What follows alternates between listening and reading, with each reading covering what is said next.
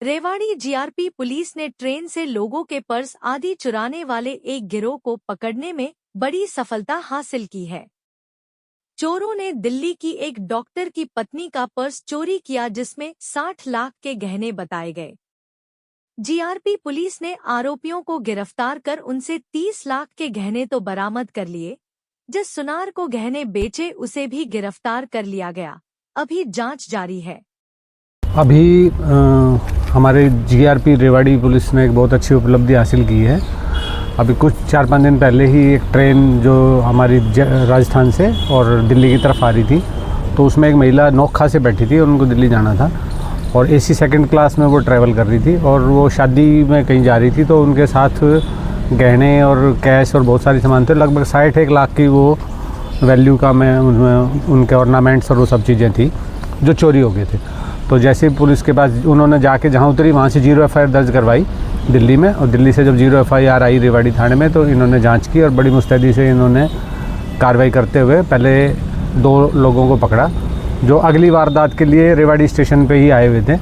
तो उनमें से एक है, उसका नाम है रमेश त्यागी और दूसरा जो है वो है प्रिंस पाल। तो जब पूछताछ हुई तो रमेश त्यागी के खिलाफ़ तो 4-5 मुकदमे हैं पहले, परंतु ये प्रिंस पाल है, इसके खिलाफ़ 21 मुकदमे पहले हैं। और जब आप पूछताछ हुई तो ये 22वें मुकदमे में इन्वॉल्व मिला है यहाँ, और एक और फिर उसने वारदात बताई है यहीं पे उसी ट्रेन में उसी दिन एक और पर्स चोरी किया था जिसमें लगभग 1.5 लाख रुपए का सामान था। तो 1.5 लाख में से तो लगभग अभी 45-48% मतलब वो रिकवरी अभी हुई है, 45 से 48 हज़ार की। परंतु जो दूसरा मुकदमा जिसमें ज़्यादा बड़ी चोरी हो गई थी उसमें आधे से ज़्यादा अभी तक करीब जो है रिकवरी कर ली गई है।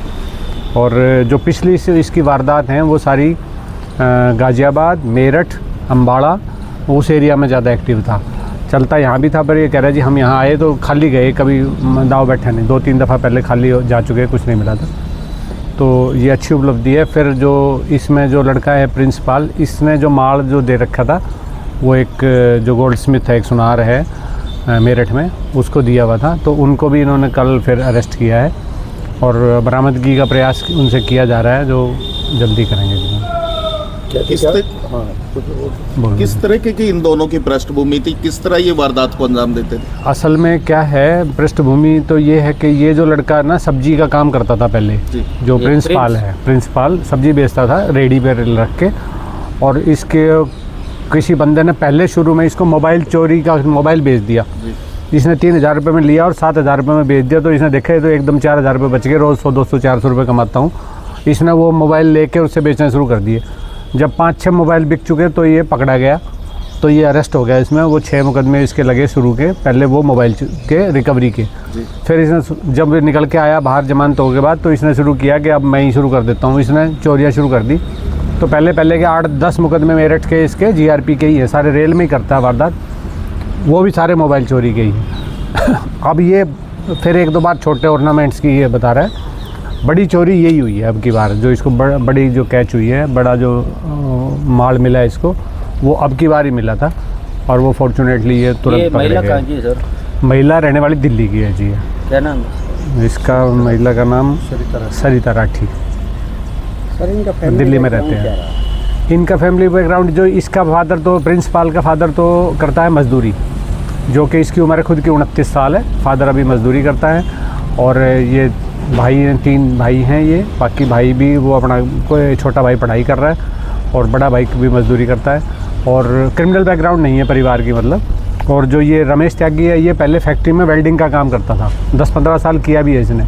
फिर इसने इन दोनों की मुलाकात हुई है तो इसने ये काम शुरू करा। दोनों ने पहले सब्जी मंडी रेलवे स्टेशन से अम्बाड़ा की तरफ जाते टाइम इनकी मुलाकात हुई ट्रेन में, और फिर ये भी इसी काम में लग गया। इसकी वाइफ जो है रमेश पाल की उम्र अच्छी हो रही है, इसकी 54 साल एज है। इसका एक बेटा है, वो भी जॉब करता है किसी फाइनेंस कंपनी में। इसकी बेटी है वो किसी मॉल में जॉब करती है। जो इसकी वाइफ है किसी स्कूल में पानी वानी पिलाने का पीएन का काम करती है। वहीं दिल्ली में ही रहते हैं। रहने वाला ये बागपत का है, रहता है अभी फिलहाल दिल्ली में है। महिला के साथ जिस तरह की वारदात रेवाड़ी स्टेशन से, तो ये कैसे वारदात को अंजाम दिया? जिस तरह से ये शादी में जा रही थी, किस तरह? एक्चुअली में क्या है, ये ट्रेन में घूमते रहते हैं और रात को करते हैं ज़्यादातर। इन्हें देखा कि जब कोई बंदा फ़ोन चार्जिंग पे लगा के रखा हुआ है तो चार्जिंग का उठाएंगे, रजिस्ट नहीं करेंगे। अगर जागता मिल गए सब लोग तो ये नहीं करेंगे। तो ये बता रहा है जी उस दिन उस AC सेकंड में इनको TT नज़र नहीं आया कहीं भी, ना वो जो अटेंडेंट होते हैं वो कोई दिखा। तो इन्हें देखा सही है, तो 1-2 चक्कर मारे इन, वो लेडी सोई हुई थी, पर्स रखा हुआ था वहाँ पे, पर्स उठा लेगी। आजकल इतना महंगा हो रहा है सोना, वो 10 तोड़े भी हो गया तो हो गया फिर वो सारा काम इस तरह का। हाँ, लगभग 60 लाख का माल था वो। जो जिस तरह रिवाड़ी आया था, रिवाड़ी में वारदात को अंजाम दे रहा था, किस तरह पकड़ा गया, कैसे सर? ये ऐसा हुआ, फिर SHO साहब ने और इनकी टीम ने जब वो अपने कुछ CCTV फुटेज वगैरह खंगाली तो थोड़ा बहुत शक हुआ। फिर इन्फॉर्मर ने एक सूचना दी कि वो आज फिर आए हुए हैं यहाँ पे, तो ऑब्वियसली किसी वारदात के लिए आए थे, तो यार्ड में पकड़े गए दोनों फिर ये। और जब पूछताछ हुई तो वो सबूत सारा स्वीकार कर लिया उन्होंने और माल बरामद हो गया। माल उसमें लगभग 30 लाख का बरामद हो गया। जो 1.5 लाख की चोरी उसी दिन इसने अकेले ने जो की थी उसमें भी लगभग 48,000 का माल उसमें बरामद हो गया। और जो सुनार जिसने ले रखे थे वो लड़का छोटा, ये 24 साल का है, विश्वास है। उसकी फैमिली में उसकी बहन खुद डॉक्टर है, हालांकि वो सुनार का वो तो दुकान करता है वैसे। तो वो कह रहा है जी इसने मेरे को बताया नहीं चोरी है, पर वो क्योंकि उसने कम पैसे में ले रखा है वो उसका वो लॉजिकल नहीं है वो बातें उसकी।